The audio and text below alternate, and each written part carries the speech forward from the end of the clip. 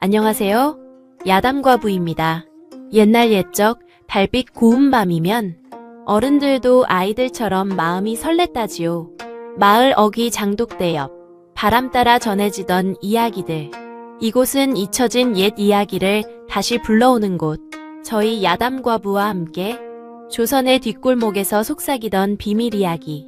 지금부터 들려드릴게요. 이야기 시작합니다. 옛날 옛적 호랑이가 담배 피우고 까마귀가 나란 일 걱정하던 시절보다도 더 옛날 옛적 이야기 하나 해드릴까 합니다. 이야기는 저 멀리 인간 세상의 시름 따위는 가다치도 않을 듯 첩첩이 쌓인 금강산 깊은 골짜기에서 시작되지요. 사시사철 맑은 기온이 서려 있어 신선이라도 내려와 살 법한 그 산세에도 겨울 추위만큼은 피해갈 수 없었던 모양입니다. 때는 동지섣달 칼날 같은 바람이 온 산을 휘젓고 다니며 나뭇가지를 부러뜨리고 짐승들마저 깊은 굴 속으로 숨어버린 그런 날이었습니다. 하늘에서는 금방이라도 온 세상을 집어삼킬 듯 한방눈이 팥가루처럼 쏟아져 내리고 있었지요. 이 깊은 산중 속세와 등을 진 채 홀로 수행하는 젊은 스님이 거처하는 작은 암자가 하나 있었으니 사람들은 그 암자를 묘향암이라 불렀습니다. 쿵, 쿵, 쿵. 고요한 산중에 울려 퍼지는 소리라곤 오직 이것뿐이었습니다. 묘향암의 젊은 주지, 묘향 스님이 마당 한켠에서 장작을 패는 소리였지요. 스님은 이제가 20 중반을 넘긴 나이였으나 그 모습은 10년 묵은 바위처럼 굳건하고 또 미더웠습니다. 추위에도 아랑곳하지 않고 벗어젖힌 승복 위로 드러난 다부진 어깨와 팔뚝은 오랜 수행과 노동으로 잘 다듬어진 무쇠와도 같았지요.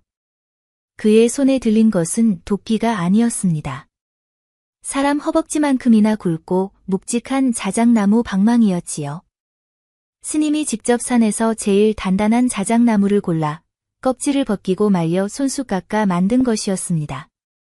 어찌나 길이 들었던지 방망이의 표면은 반질반질 윤이 나고 손에 착 감기는 모양새가 여간 아니었지요. 이 방망이 하나로 장작도 패고 겨울 양식이 될 콩도 찢고 때로는 아픈 이들을 위해 약재를 빻기도 하니 스님에게는 지팡이이자 연장이여 수행의 도반이기도 한 물건이었습니다. 쿵, 쿵. 스님은 속세의 번뇌를 떨치려는 듯 혹은 다가올 긴 겨울을 이겨내려는 듯 묵묵히 방망이를 내리찍을 뿐이었습니다.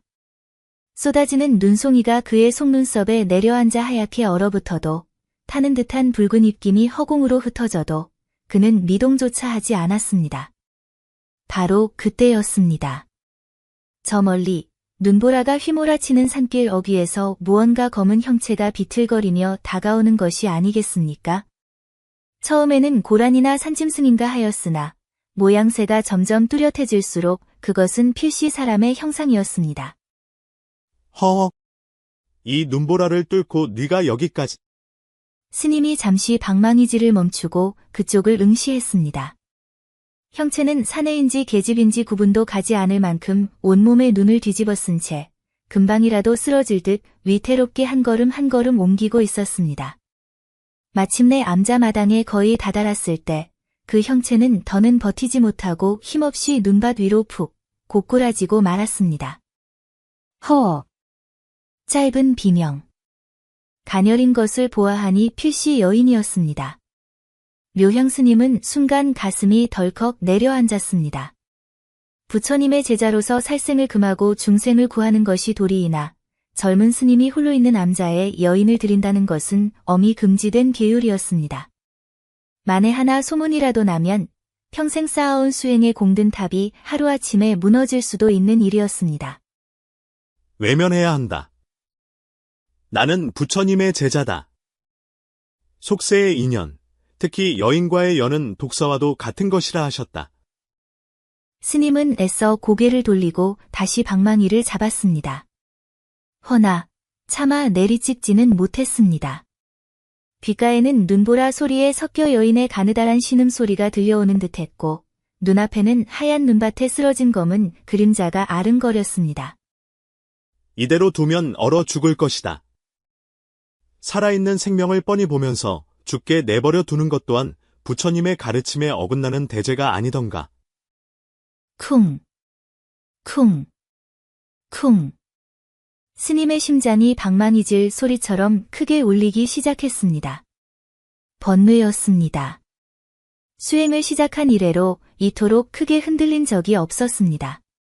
잠시 동안의 갈등은 그러나 그리 길지 않았습니다.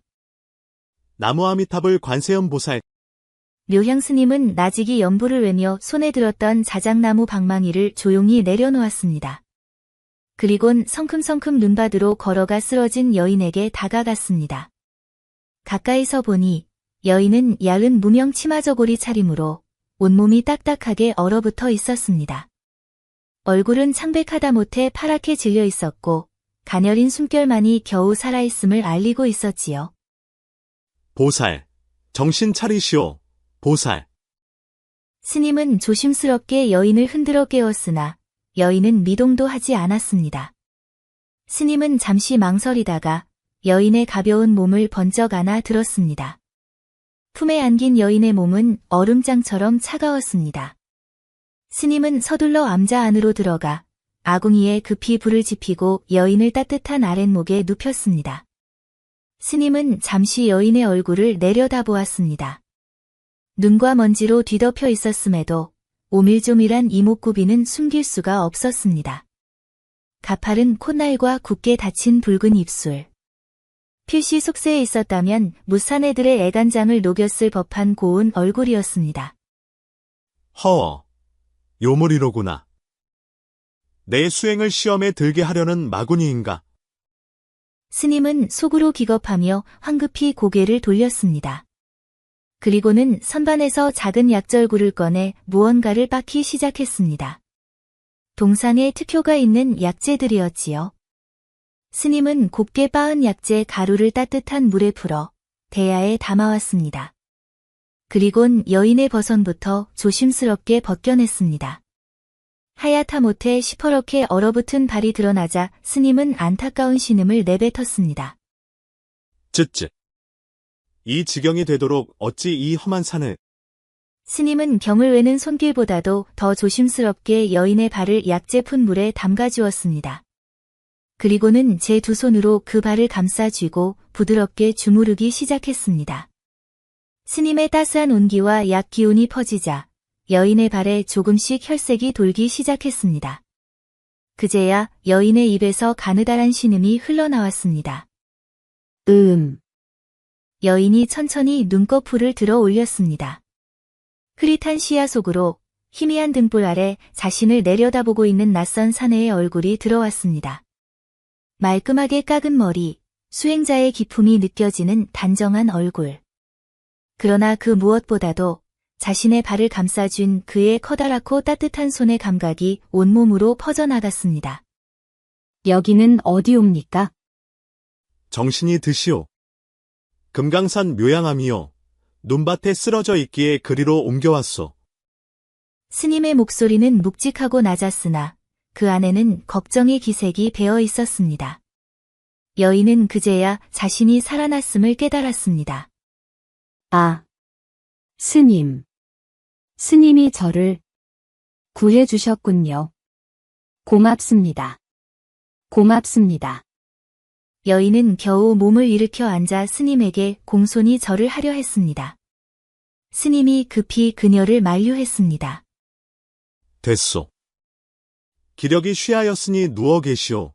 나는 저 건너방에 있을 터이니 필요한 것이 있거든 부르시오.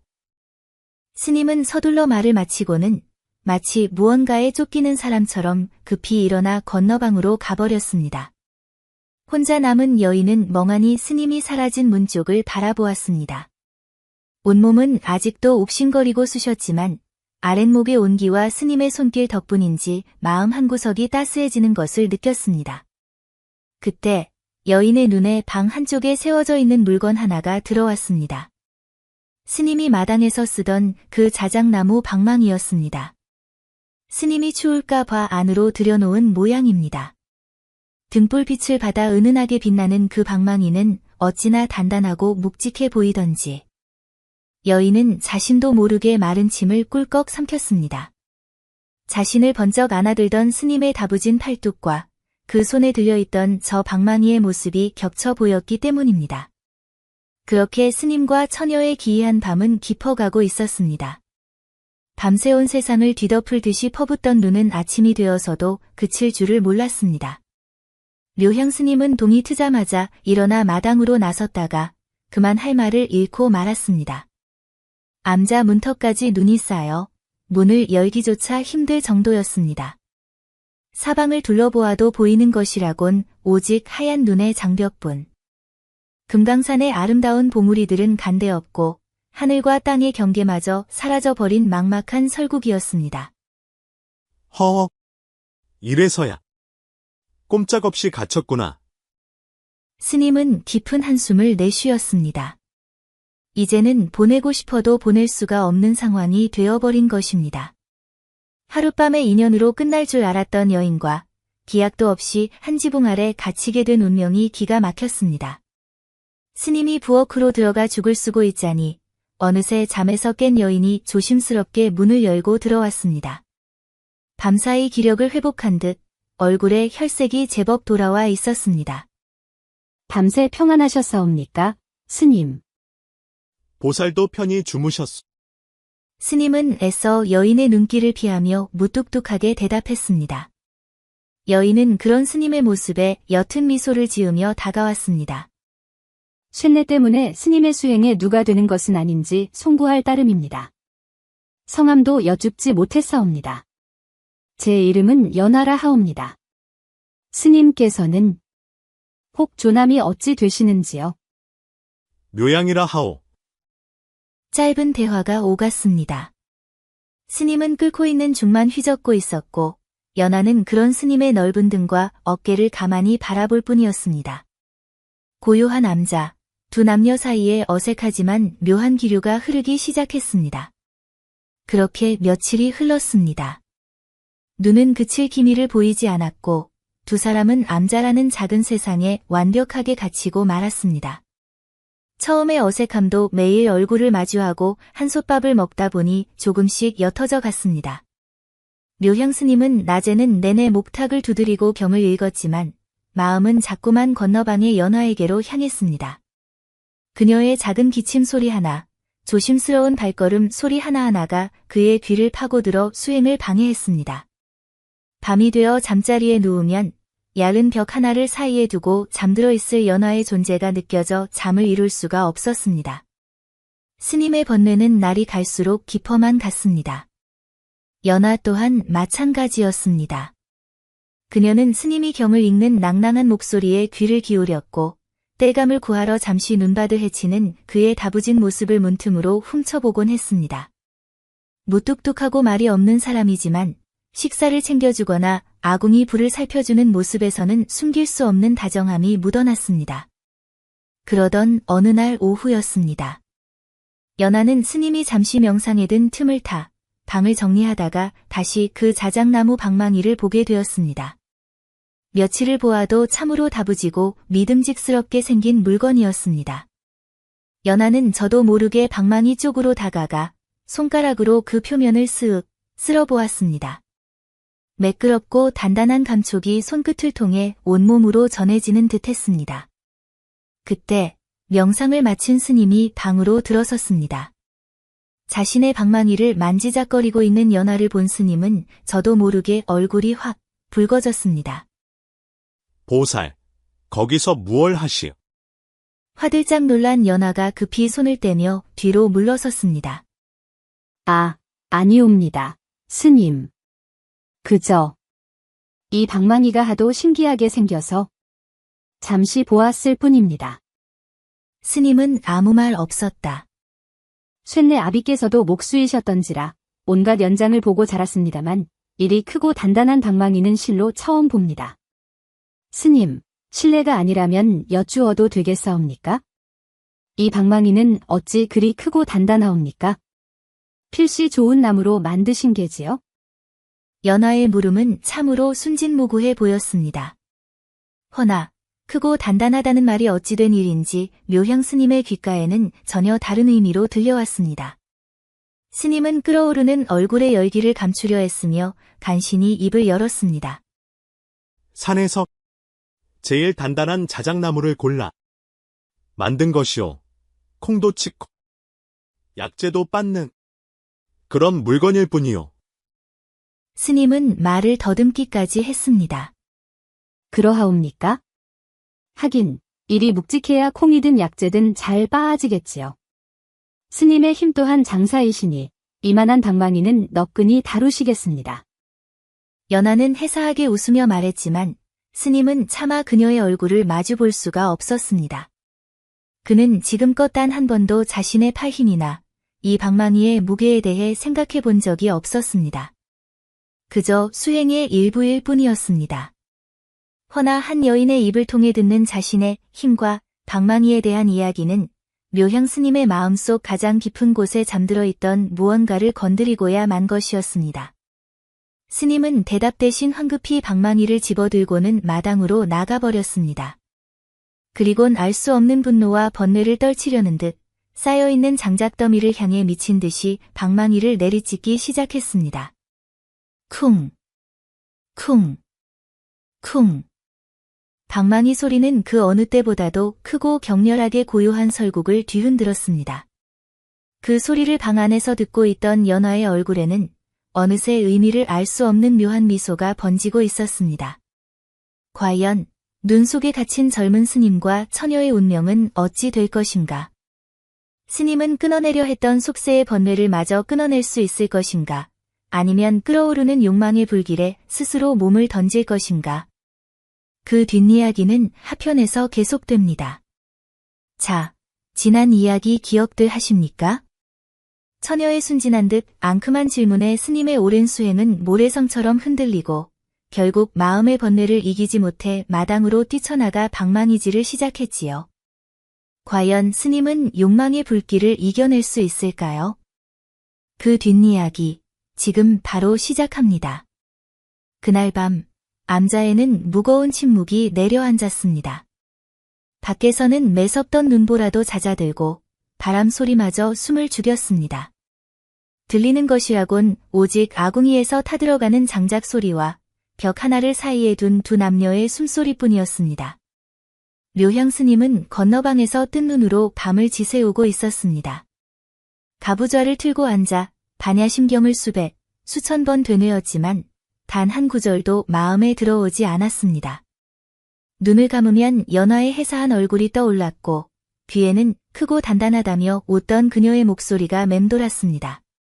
자신의 손에 들린 방망이를 보던 그 까만 눈동자.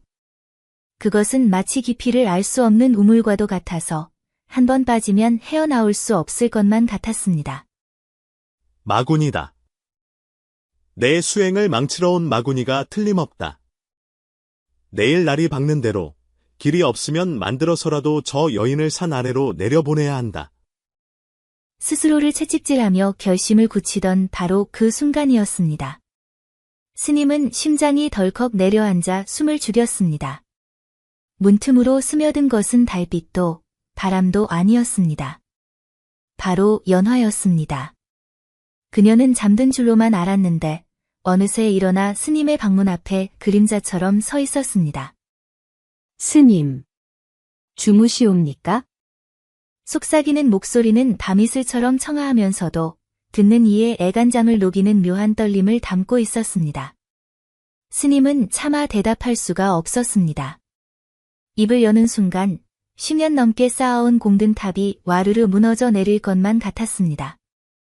연하는 대답 없는 스님을 재촉하지 않고 조심스럽게 방 안으로 들어섰습니다. 그리고는 스님의 등 뒤에 소리 없이 다가와 무릎을 꿇고 앉았습니다. 여인의 은은한 체향과 따스한 온기가 등 뒤에서 느껴지자 묘향 스님의 등줄기에서는 식은땀이 흘러내렸습니다. 스님, 쇳내 때문에 많이 괴로우시지요.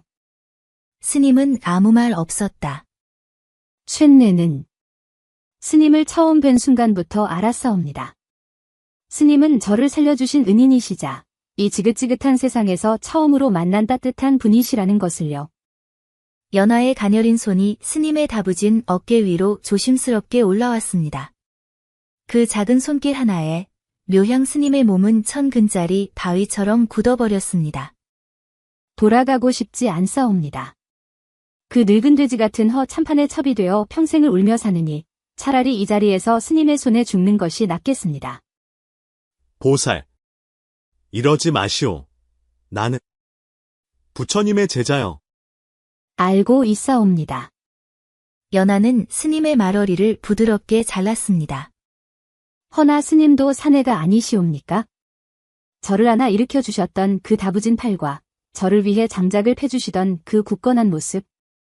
그리고 스님의 저 방망이를 볼 때마다 쇳내의 마음은 연하는 말을 잇지 못하고 스님의 어깨에 얼굴을 묻었습니다. 그녀의 뜨거운 눈물이 야윈 승복을 적셔왔습니다.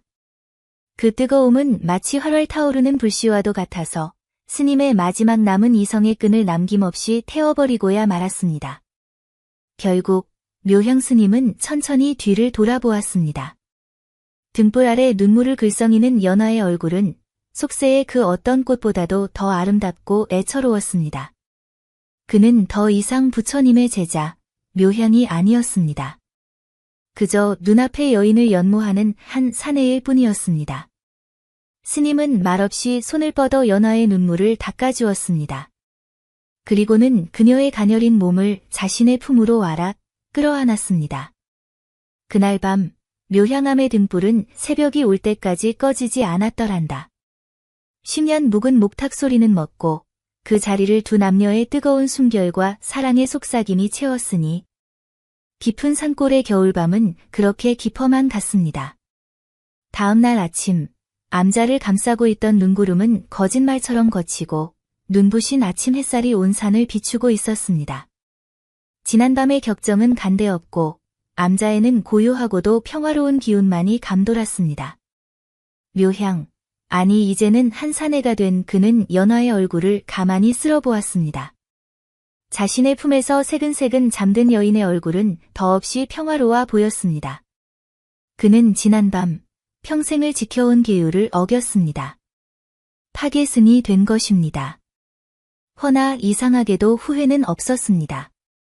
오히려 마음 한구석이 꽉 찬 듯한 충만함과 이 여인을 평생 지켜주고 싶다는 뜨거운 책임감이 솟아올랐습니다. 연하가 잠에서 깨어나 눈앞에 그를 보고는 수줍게 미소 지었습니다. 서방님. 그 한마디에 그는 세상 모든 것을 얻은 기분이었습니다. 두 사람은 말없이 서로를 바라보며 새로운 아침을 맞이했습니다. 이제 앞으로 어찌해야 할지 막막했지만 둘이 함께라면 그 무엇도 두렵지 않을 것 같았습니다. 하지만 운명은 그들에게 그리 긴 평화를 허락하지 않았습니다. 그들이 아침죽을 나누며 소박한 미래를 꿈꾸고 있을 바로 그때였습니다. 이놈. 개 있느냐? 문 열어라, 이 파괴승 놈아. 암자 밖에서 고래고래 악을 쓰는 소리와 함께 닫힌 문을 발로 걷어차는 요란한 소리가 들려왔습니다. 두 사람의 얼굴이 하얗게 질렸습니다. 목소리의 주인은 두말할 필요도 없이 연하를 찾으러 온 허참판이었습니다. 참판. 연하의 몸이 사시나무 떨듯 떨리기 시작했습니다. 남자의 얼굴은 순식간에 분노로 굳어졌습니다. 그는 연하의 손을 꽉 잡으며 나직이 말했습니다. 걱정 마시오, 연하야. 내가 잊질 않소. 절대로 당신을 저 추악한 놈의 손에 넘기지 않을 것이오. 그는 자리에서 일어나 방 한쪽에 세워져 있던 자작나무 방망이를 집어 들었습니다. 늘 콩을 찌고 약재를 받던 그 방망이가 이제는 사랑하는 여인을 지키기 위해 사람의 뼈를 으스러뜨릴 흉기가 될 참이었습니다. 결국 허참판의 하인들이 문을 부수고 왈패처럼 들이닥쳤습니다. 뒤이어 산돼지처럼 살이 찐 허참판이 음흉한 미소를 지으며 방 안으로 들어섰습니다. 오라, 여기 있었구나. 요망한 것, 웬 중놈과 붙어먹고 있었더냐. 허참판은 연하를 보자마자 추잡한 말을 내뱉으며 손을 뻗었습니다. 그 순간 남자가 방망이를 든 채 앞을 가로막았습니다. 이 무슨 무례한 행패인가? 당장 이 암자에서 나가지 못할까? 뭐야, 이 중놈은? 내 놈이 감히 어느 안전이라고 나 허참판의 앞을 가로막는 게냐. 저 계집은 이제 내 사람이다. 내 돈 주고 사온 물건이란 말이다. 허참판이 손짓하자 험상궂게 생긴 하인 2명이 남자에게 달려들었습니다. 네 이놈. 남자는 더 이상 참지 않았습니다. 그는 10년간 장작을 패고 수행으로 다져진 힘을 실어 손에 든 자작나무 방망이를 휘둘렀습니다. 크아. 바람을 가르는 소리와 함께 달려들던 하인 하나의 어깨에 방망이가 장렬했습니다. 뼈가 으스러지는 소리와 함께 하인은 비명을 지르며 나뒹굴었습니다. 남자의 기세에 놀란 다른 하인이 주춤하는 사이 남자는 방망이를 고쳐 잡고 이번에는 그의 다리를 후려쳤습니다. 비명과 함께 남은 하인마저 쓰러졌습니다. 순식간에 벌어진 일이었습니다. 늘 묵묵히 경이나 읽던 스님의 모습은 온데간데없고 사랑하는 여인을 지키기 위해 분노한 한 마리 호랑이가 서 있을 뿐이었습니다. 허참판은 그 기세에 질려 뒷걸음질 쳤습니다. 네 이놈. 내가 지금 제정신이냐. 관아에 알려 내 놈의 모가지를. 바로 그때였습니다. 남자가 쓰러진 하인을 처리하는 바로 그 찰나의 틈을 음흉한 허참판이 놓칠 리 없었지요. 그는 연하를 향해 손을 뻗으며 외쳤습니다. 이제 아무도 없다. 이 계집아. 순순히 나를 따르렸다. 허참판이 연하를 덮치려던 바로 그 순간이었습니다. 남자가 하인들을 상대하는 틈을 노린 것입니다. 하지만 연하는 더 이상 도망만 다니던 약한 처녀가 아니었습니다. 이 더러운 손 치우지 못할까? 연하는 기지를 발휘했습니다. 그녀는 재빨리 선반으로 달려가 그 위에 놓여있던 약재 자루를 집어 들었습니다. 바로 며칠 전 자신의 얼어붙은 발을 녹여주었던 그 약재 가루였습니다.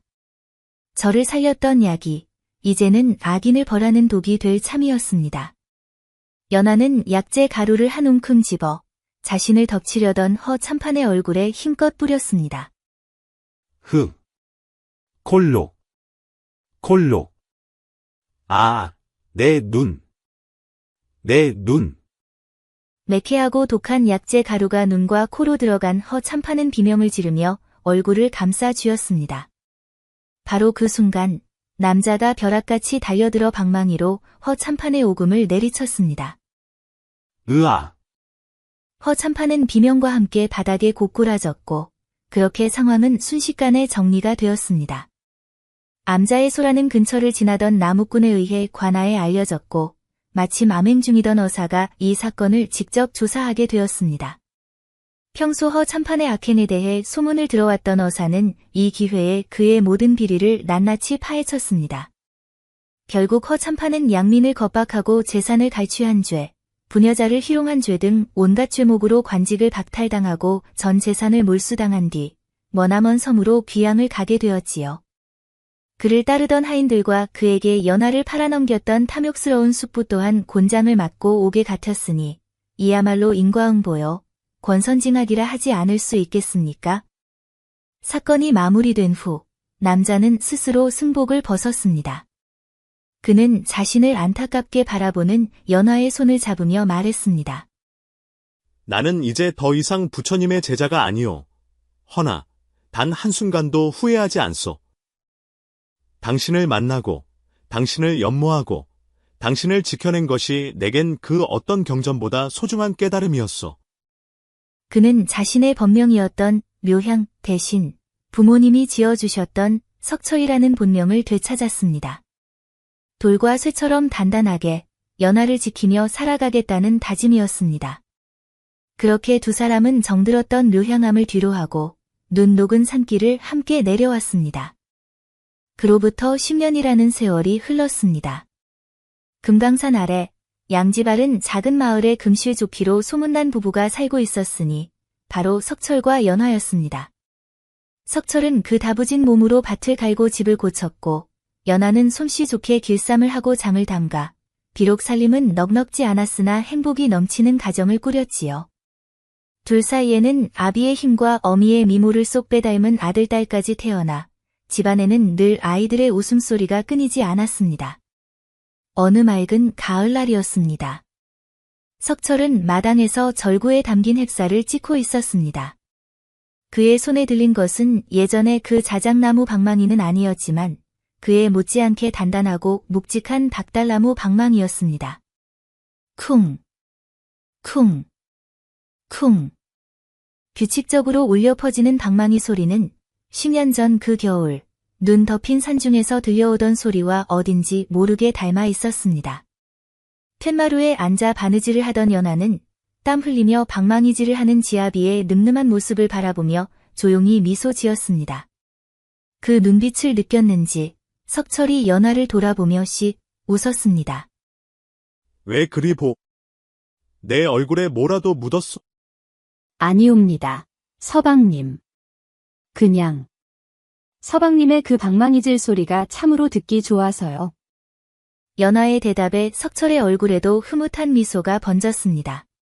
10년 전 자신을 번뇌에 빠뜨렸던 그 방망이가 이제는 한 가정을 지키고 일구는 삶의 소리가 되었으니 이 어찌 기이하고 아름다운 인연이 아니겠습니까? 스님의 방망이가 한 사내의 방망이가 되고 그 방망이가 다시 한 지아비의 방망이가 되어 한 여인의 평생을 지키고 한 가정을 먹여 살렸더란다. 눈 내리던 산중에서 시작된 인연의 방망이가 이렇듯 행복의 떡을 찢고 있었으니 세상만사 참으로 오묘하다 하는 이야기였습니다.